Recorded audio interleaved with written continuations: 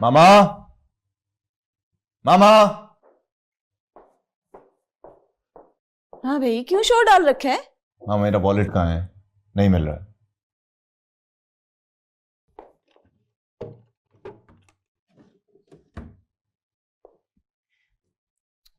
कहाँ जा सकते हैं?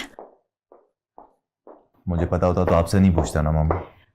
ओहो, ये लो। कब तक माँ से खिदमत करवाते रहोगे? बस अब तो माँ पे तरस खा लो, कर लो शादी। कब से पीछे पड़ी हूं, पर तुम हो कि सुनते ही नहीं। अब आपको मजीद इंतजार करने की जरूरत नहीं पड़ेगी।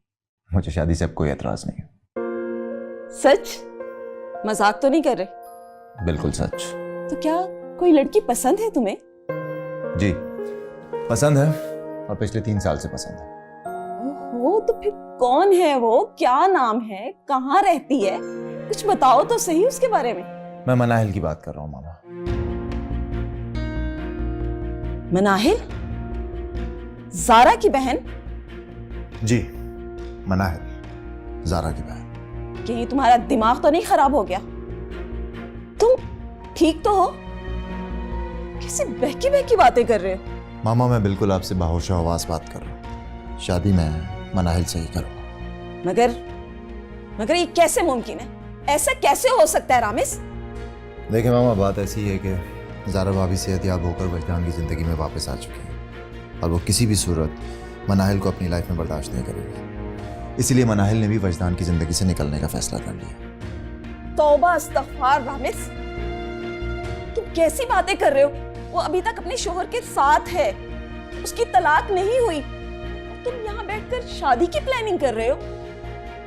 हाँ, तो तलाक हो जाएगी मामा, और उसकी इद्दत के बाद मैं उससे शादी कर लूंगा। No problem. क्या ज़ारा को ये सब कुछ पता है? ज़ारा भाभी को कुछ नहीं पता, बल्कि इनफैक्ट वो तो इतनी बेखबर है कि वो जल्द से जल्द मेरी और मनाहिल की शादी करवाना चाहती है। या अल्लाह रामिस, क्या हो गया तुम्हें? मनाहिल के अलावा और भी हजारों लड़कियां हैं, क्यों तुम इस मुश्किल में पड़ रहे हो? मेरी मानो तो उन लोगों से दूर रहो। मामा प्लीज, कैसी बात कर रही हैं? आप मुझे अच्छी तरीके से जानती हैं, और अगर आप मुझे जानती हैं तो इतना भी जानती होंगी कि एक बार मैं जो फैसला ले लूं उससे मैं पीछे नहीं हटता।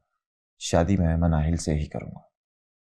रामेश बेटा, तुम जानते हो कि मुझे तुम्हारी खुशी से बढ़कर और कुछ भी नहीं। जी मामा, इसीलिए मुझे सिर्फ आपका साथ चाहिए और कुछ भी नहीं। मामा, आप कोई टेंशन ना लें। आप जानती हैं ना कि आपका बेटा कोई गलत कदम नहीं उठा सकता। मनाहिल को अपनाने का सिर्फ एक मकसद है, और वो है मेरी जात की तकमील। क्योंकि जिस दिन मैंने मनाहिल को पा लिया, मैं मुकम्मल हो जाऊंगा। क्योंकि मैं खुद को उसके बगैर अधूरा तस्वुर करता हूं। अगर मुझे उसको पाने का मौका मिल रहा है तो मैं वो मौका क्यों नहीं अवेल करूंगा?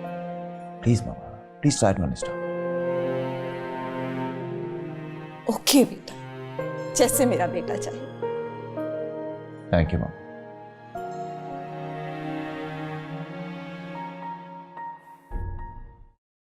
ये शादी के जोड़े कितने भारी होते हैं ना वजी। पता नहीं दुल्हनें कैसे पहनती हैं।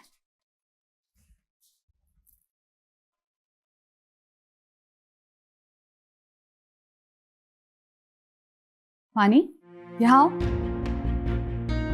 आओ ना। ये देखो तुम्हारी शादी का जोड़ा, याद है कितने पहले खरीदा था और अब तक इसका रंग फीका नहीं हुआ। एक बार इसको। ज़ारा भी, वो मुझे कुछ काम में मैं देख कर आती हूँ। अरे काम कर लेना, एक बार पहन के तो दिखाओ मेरी बहन कैसी लगती है। वजी देखे कितनी प्यारी लग रही है ना, इस पर तो हर रंग जचता है। दरअसल मैंने चूल्हे पे कुछ रखा हुआ, मैं वो देख कर आती हूँ, ठीक है?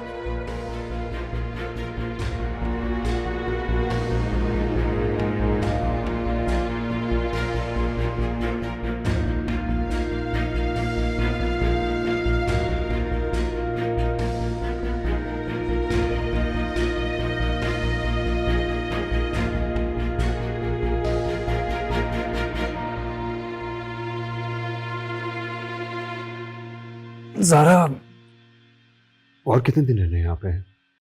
मैं सोच रहा था कि हमें चलना चाहिए, वैसे भी ऑफिस मुझे यहाँ से बहुत दूर पड़ता है। मैं चाह रही थी कि हादी की वेकेशन अभी कंप्लीट नहीं हुई है, तो हम लोग थोड़े दिन और रुक जाते। अच्छा है ना, शादी की सारी तैयारियां हम कंप्लीट कर लेंगे। लेकिन एक अजीब सी बात है वजी, जब भी मानी से शादी का जिक्र करो ना, उसके चेहरे पे उदासी आ जाती है। ऐसा क्यों होता है, आपको पता है? मैं क्या कह सकता हूँ? मैं चाह रही थी कि एक बार आप जाके ना उससे आराम से प्यार से बिठा के पूछ लें कि वो ऐसा क्यों करती है। मुझे तो जवाब ही नहीं दे रही, हो सकता है आपको बता दे। मैं पूछूंगा ताकि तुम फिर मुझ पर शक करो।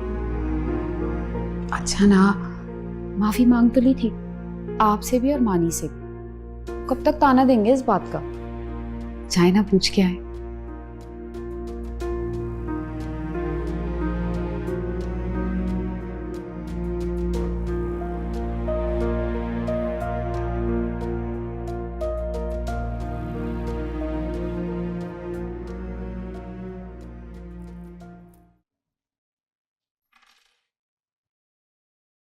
क्या हुआ, क्या बताया उसने?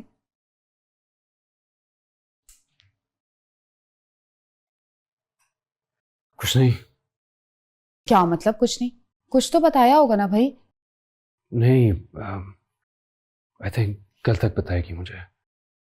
थोड़ी सी नर्वस हो रही थी, मैं भी कल तक फैसला कर ले। वजी अभी पूछना था ना, अब देखे ना वो लोग शादी की सारी तैयारियां करें और रामेश और उसकी। सारा प्लीज हम कल इस बारे में बात करें प्लीज। ठीक। मैं कैसे इश्क करूं, न तुमको याद करूं, कैसे अपनी वफाओं से इनकार करूं।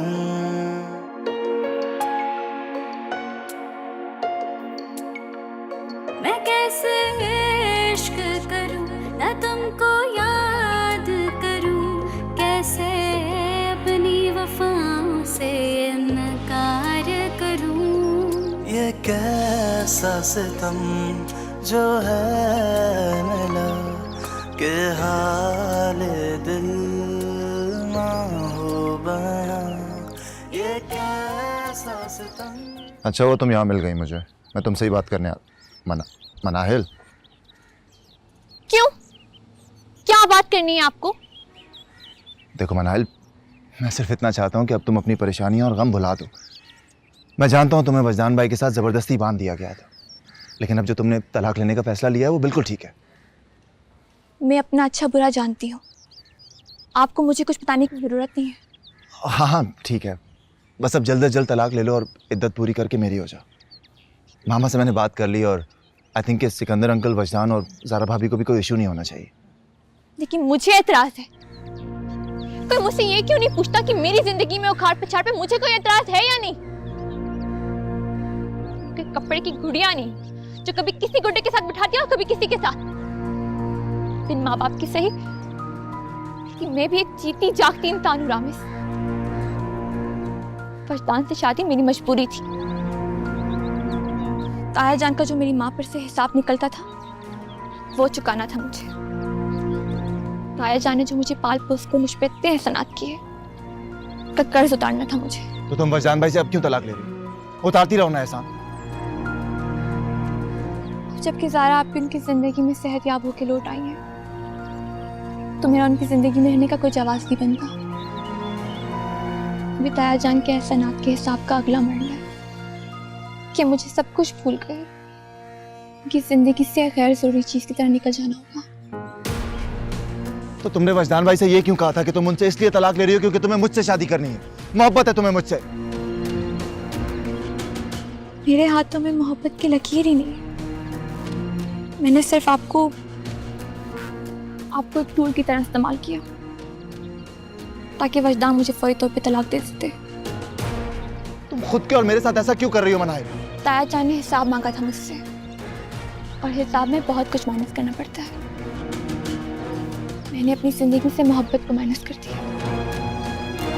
मैं यहाँ पर आपकी बीवी की हैसियत से रहूं, कल को फिर से कोई हिसाब किताब में कमी पेशी निकल है, मैं मजीद कुर्बानियां नहीं देना चाहती।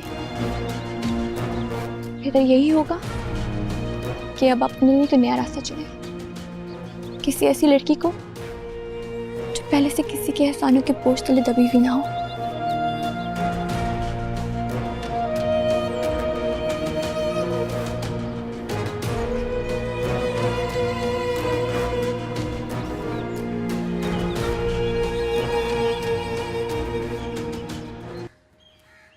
समझ नहीं आता क्या करूं।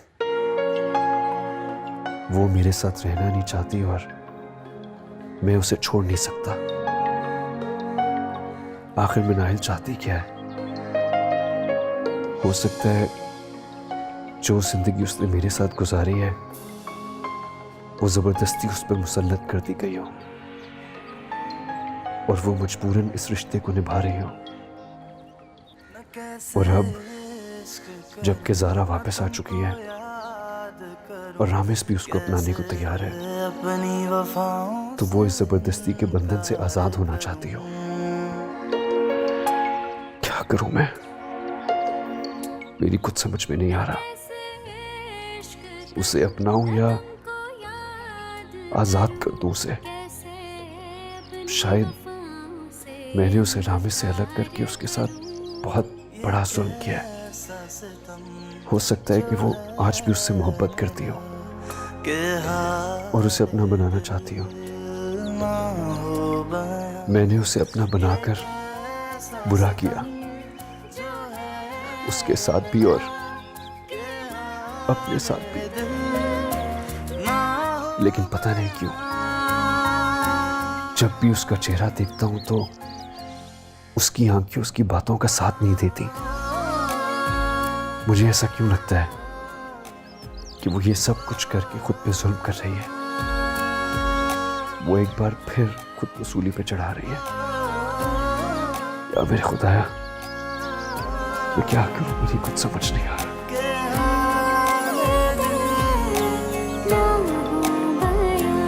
आंसू है या ये सैलाब है, कैसी इस दिल की ये आग है। अच्छा जी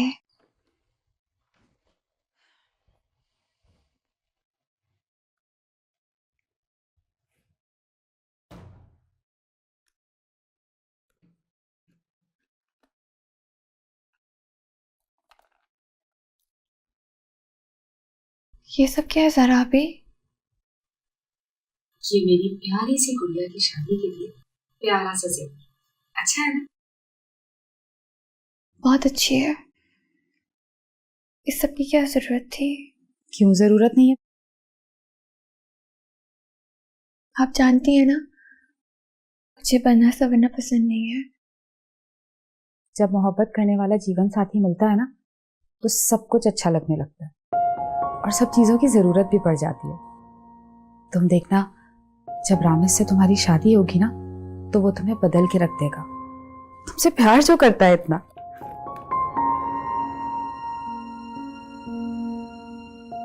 क्या बात है मानी, बहुत दिनों से देख रही हूं कि तुम्हारे चेहरे पे उदासी होती है। तुम खुश क्यों नहीं हो? हमारी वो पुरानी हंसने बोलने वाली मानी कहाँ चली गई? अच्छा, शायद तुमने अभी तक मुझे माफ नहीं किया। तुम जानती हो ना कि वो एक छोटी सी गलतफहमी थी। मैंने माफी भी मांग ली थी, वरना तुम जानती हो ना मुझे अपनी बहन पे आंख बंद करके भरोसा है। ऐसी बात नहीं है, मैं बिल्कुल ठीक हूँ, बल्कि बहुत खुश हूँ। बस पता नहीं दिल क्यों इतना उदास हो रहा है। अम्मी अब्बू की बहुत याद आ रही है, तो बहुत अकेला महसूस कर रही हूँ मैं। खबरदार, जो तुम उदास हो कभी भी अपने आप को अकेला महसूस मत करना। तुम्हारी ज़ारा आप ही है ना तुम्हारे पास। कोई भी टेंशन हो, कोई भी मसला हो, तुम खुल के मुझसे बात कर सकती हो। बस मुझसे कभी कोई बात छुपाना मत।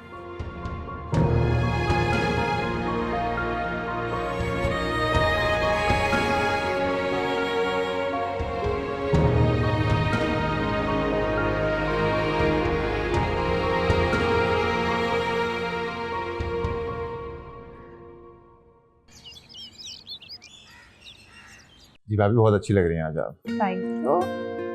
और बुआ तबीयत ठीक है आपकी? अम्मी कैसी हैं? जी जी अम्मी भी बिल्कुल ठीक, याद कर रही थी आपको। कभी लेके आओ उनको। पता है रामिस, जब तुम घर आते हो ना तो ऐसा लगता है कि रौनक लौट आई है। बस मेरी दुआ है कि तुम्हारी ये मोहब्बत अल्लाह ताला मानी की जिंदगी में शामिल कर दे। इंशाल्लाह। हर वक्त उदासी की मूरत बन के बैठी रहती है। क्या हुआ है? चाय लो ना, ठंडी हो रही है। भाभी गर्मी बहुत है, चाय का मूड नहीं है। बुआ अब्बू को चाय दे दे। ये चाय ले। तो फिर मानी तुम्हारे लिए शेक बना के लाई। हाँ दैट विल बी गुड।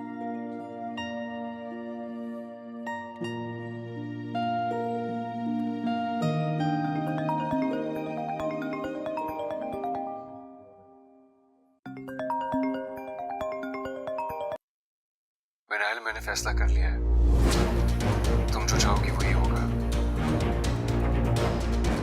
मेरे लिए तुम्हारी खुशी से बढ़कर और कुछ नहीं है। मैं घर आ रहा हूं, तुम्हें कुछ देना है।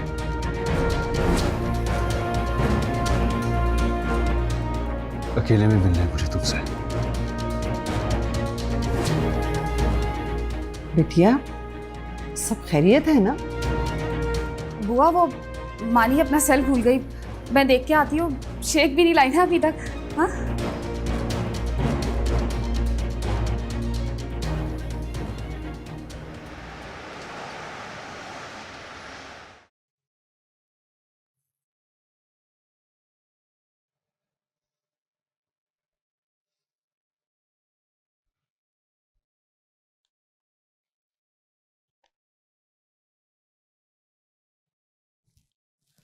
हाँ ज़ारा, मुझे कुछ पेपर्स के प्रिंट आउट्स निकालने हैं, मैं बस आता हूँ 10 मिनट में।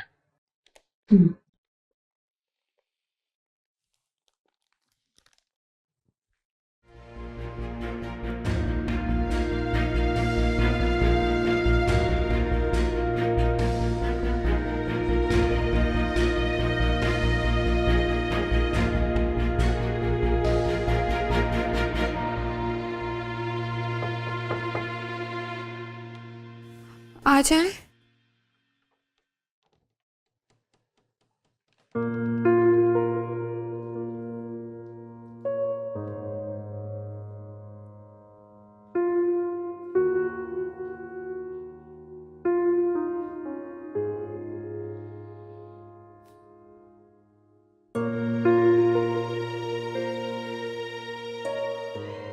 मैं नहीं जानता कि तुमने अलहदगी का फैसला क्यों किया, ज़ारा के लिए या रामिस के लिए। लेकिन मैं सिर्फ इतना जानता हूं कि ज़ारा के जाने के बाद तुमने ना सिर्फ मुझे और हादी को बल्कि इस घर को टूटने से बचाया। अपनी मोहब्बत की कुर्बानी देकर तुमने मुझसे शादी की। तुम अगर चाहती तो मैं हमेशा तुम्हें अपने साथ रख सकता था, तुम्हें हर वो हक देता जो मैंने ज़ारा को दिया। लेकिन शायद तुम एक बार फिर ज़ारा की खातिर अपने आप को बर्बाद करना चाहती हो, क्योंकि तुम नहीं चाहती कि मेरी जिंदगी में ज़ारा के अलावा कोई और औरत अपनी जगह बनाए।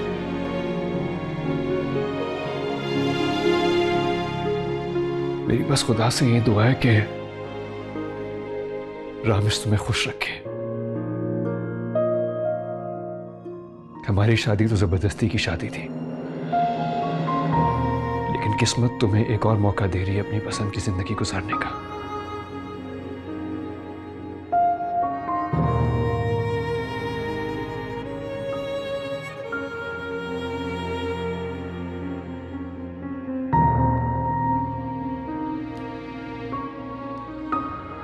ये लो।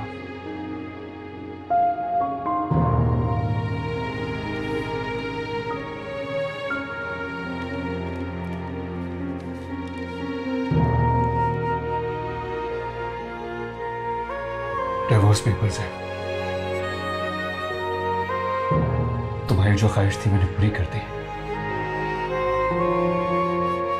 अगर तुम कहो तो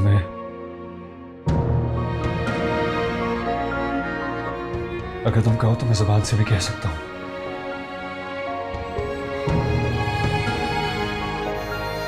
मैं तुम्हें आजाद करता हूं। मैं कैसे इश्क करूं, न तुमको याद करूं, क्या किया ये? अपनी वफा मुझसे तो पूछ सकते थे ना। कार करूं। और कितनी कुर्बानियां देनी है तुम्हें? सारी जिंदगी कुर्बानियां देती आई हो। एक बार तो मुझे बताती, क्या पता मैं तुम्हारी दी हुई कुर्बानियों का कर्ज अदा कर देती। जरा प्लीज। अस्पताल गई थी ना, मरी तो नहीं थी ना मैं। आप ये घर, बच्चे, वही सारा थी।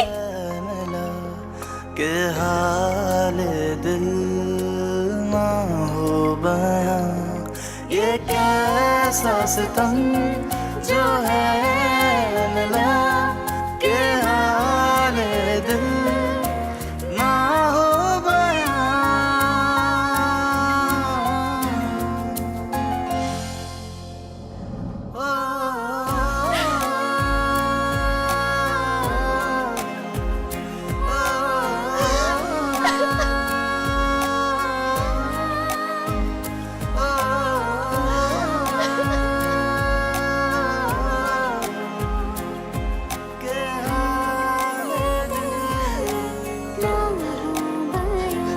आंसू है या ये सैलाब है, कैसी इस दिल की बस सब कुछ हो गया और आप लोगों ने मुझे कुछ बताया ही नहीं। अगर मुझे पता होता है कि मेरी वजह से मनाइल की जिंदगी बर्बाद हो रही तो मैं ऐसा कभी नहीं होने देती। आप तो बता सकती थी ना मुझे। कैसे बताते, कैसे बताते? तुम इतनी नाजुक सूरत हाल से गुजर रही थी और डॉक्टरों ने कहा कि कोई ऐसी बात नहीं बतानी। बता देती तो क्या हो जाता? ज्यादा से ज्यादा मर जाती ना मैं। इससे अच्छा होता मैं घर में वापस ही नहीं आती। मनाहिल की बर्बादी में सबसे बड़ा किरदार मेरा है।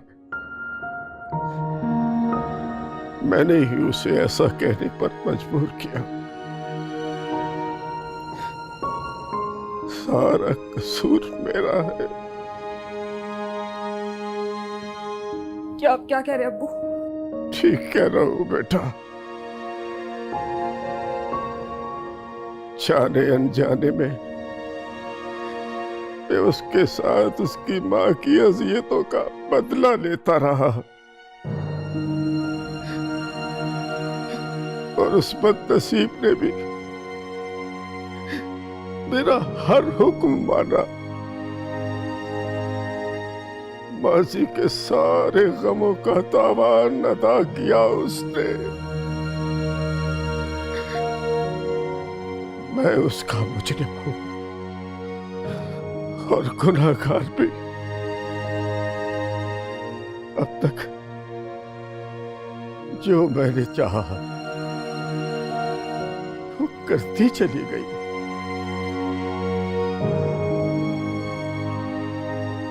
बिना किसी एहतजाज के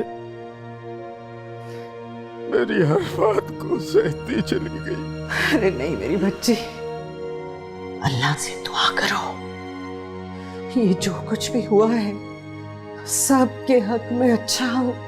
खुद को इल्जाम मत दो, तुम्हारा कोई कसूर नहीं। अरे तुम तो खुद बेखबर हो इन तमाम मामलात से। पता नहीं मनाइल क्या कर रही होगी, कहाँ होगी। मैं उसके पास थी, मुझे कहती है बुआ मुझे अकेला छोड़। दरवाजा बंद किए बैठी है वो, और इस वजदान का भी कोई अता पता नहीं है। सब मेरी वजह से हुआ, मेरा कसूर है। मैं हैरान हूँ, बल्कि शदीद हैरान। तुम तो मुझे असल सूरत हाल से आगाह कर सकते थे ना रामेश। अभी मेरी ऐसी पोजीशन ही नहीं थी कि मैं आपको कुछ बता सकता। और बताना ना बताना आपकी फैमिली की रिस्पॉन्सिबिलिटी थी। फिर जो आपकी सिचुएशन, आपकी कंडीशन थी, उसमें कम से कम मैं आपको नहीं बता सकता। फिर तुम मानी से निकाह के लिए राजी कैसे हो गए, ये जानते हुए कि वो पहले से वजी के निकाह में? उसके लिए तो आपने इनकरेज किया ना मुझे। ना आप बुलाती, ना मेरी सोई मोहब्बत जागती। 3 साल पहले अपनी मोहब्बत में हार के जा चुका था मैं। निकाल दिया था मनाइल को अपनी जिंदगी से। बात शर्मिंदगी वाली सही, लेकिन मैं वापस इसलिए आया था कि मैं मनाइल को परेशान देख सकूं। किस्मत देखें कि खुद परेशान हो गया। अभी मैं चाह के भी मनाइल को बुला नहीं सकता, नफरत नहीं कर सकता उससे। फिर अब क्या सोचा है तुमने? मानी को अपनाओगे या बीच रास्ते में छोड़ के चले जाओगे? इतना तो आप मेरे बारे में जानती होंगी ना मैम, कि मेरी जिंदगी में अगर किसी लड़की की जगह है तो वो सिर्फ मनाइल है। फिर मुझसे एक वादा करो, मेरी बहन को कभी भी माजी का ताना नहीं दोगे। उसने पहले ही इतनी मुसीबत उठाई है, मैं नहीं चाहती कि और किसी आजमाइश में जाए। रियली भाभी, आपको मुझसे ये तवक्को तो नहीं है, लेकिन अब बहुत डर लगता है। अच्छा भाभी, वो मनाइल कहीं नजर नहीं आ रही। अब तो उसकी इद्दत भी खत्म हो गई। हाँ, इद्दत को ख़त्म हुए तो 1 हफ्ता हो गया, लेकिन उसने खुद को कमरे में बंद किया हुआ है। वजी भी मुझसे मिलने नहीं आते। आज बहुत मुश्किल से राज़ी किया है कि मुझे आके ले जाएं। अब्बू के घर रहते हुए ना बहुत दिन हो गए।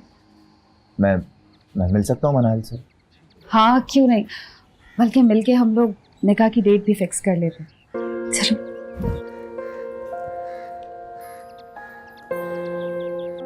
मानी देख, वॉशरूम में होगी। मानी, यहाँ भी नहीं है। बुआ, बुआ, मानी को देखा आपने कहीं? अरे बिटिया, सारा घर छान मारा, कहीं नहीं दिखी। अब्बू के पास होगी, उनसे पूछे। हाँ, मैं पूछती हूँ। लो, वो खुद ही आ गए। क्या हुआ बेटा? अब्बू, मानी को देखा कहीं घर में? बेटा, मैं तो अपने कमरे में था। कहाँ चली गई होगी? मम्मा मम्मा, ये मानी खाला ने दी है। ये क्या है? बिटिया, क्या लिखा है? पढ़ तो सही।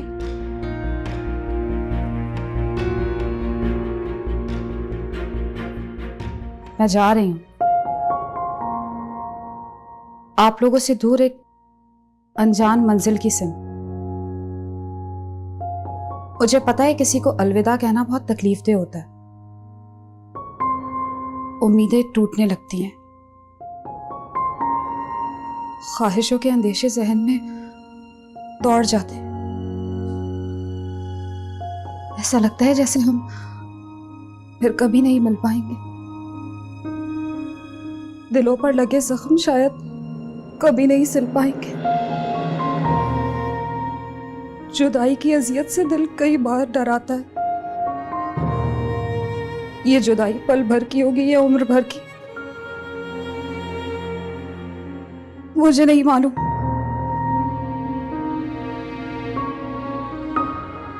बचपन से दूसरों के लिए जीती रही हूं, अब अपने लिए जीना चाहती हूं।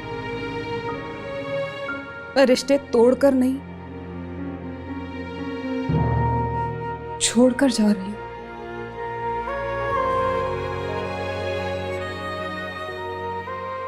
मुझे किसी से कोई शिकायत नहीं है, ना ही ये उम्मीद कि मेरे इस तरह जाने पर आप लोग मुझे माफ कर देंगे।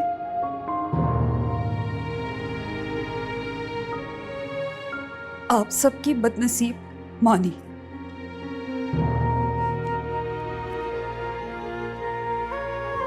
आप क्यों रो रहे हैं अब्बू? आपको तो खुश होना चाहिए ना।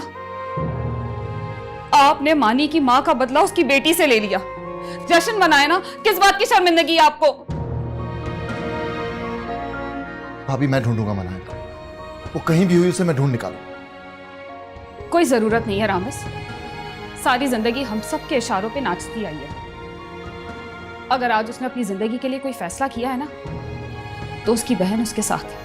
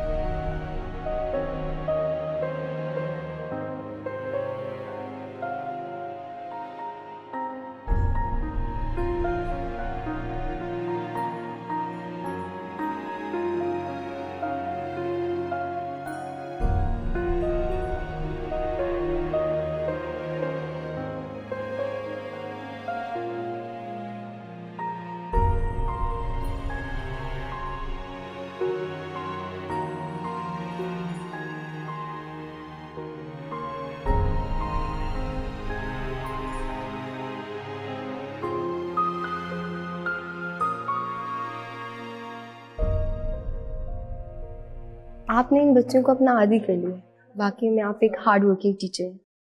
कैसे कर लेती हैं? मुझे भी सिखा दो। आप भी आस्ते आस्ते सीख जाएंगे।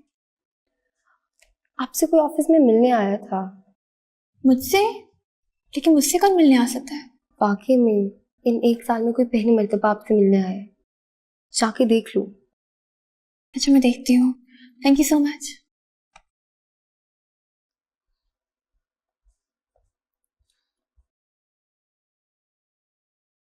मैं कैसे इश्क करूं, न तुमको याद करूं, कैसे अपनी वफाओं से इनकार करूं।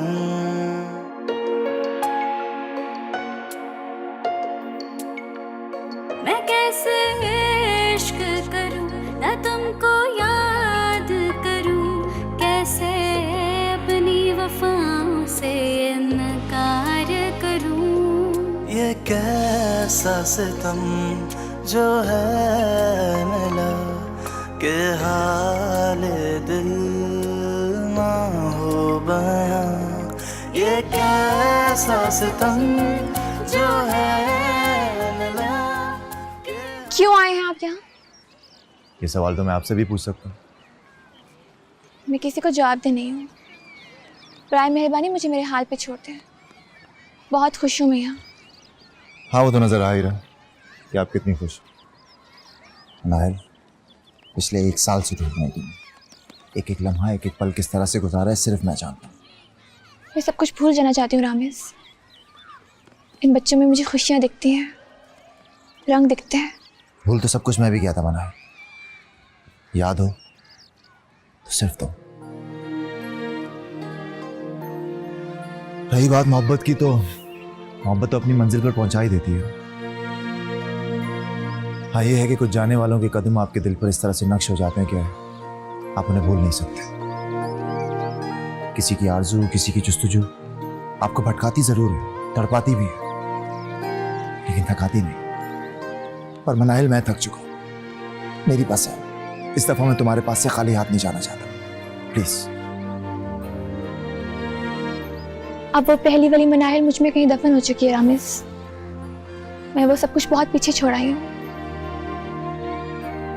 अब ये बच्चे मेरे लिए मेरा सब कुछ है। मैं आपके जज्बात की कदर करती हूँ, लेकिन अब मेरे लिए वापसी मुमकिन नहीं है। मनाहिल, मैं तुम्हारा सिर्फ साथ देना चाहता हूँ और कुछ भी नहीं। तुम्हारे हर कदम से कदम मिलाकर चलना चाहता हूँ, चाहे उसके लिए मुझे कुछ भी करना पड़े। तुमसे प्रॉमिस करता हूँ, तुम्हारा साथ कभी नहीं छोड़ूंगा।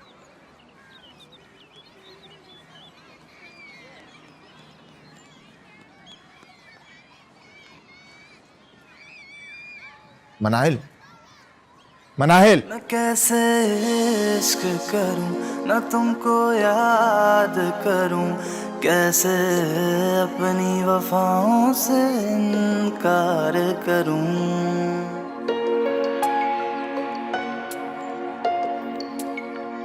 मैं कैसे करने को तो बहुत कुछ है, अब देखिए आप कहाँ से शुरू करते हैं। याद करूं, कैसे क्या मतलब? वफाओं से इनकार। साथ देना चाहते हैं मेरा?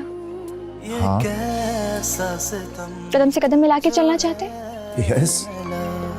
के हाथ तो फिर स्कूल को बेहतर बनाने में मेरी मदद करें। करेंगे? ये कैसा सितम श्योर। जो है मिला के हाले दिल ना हो बयां। चले? चलो।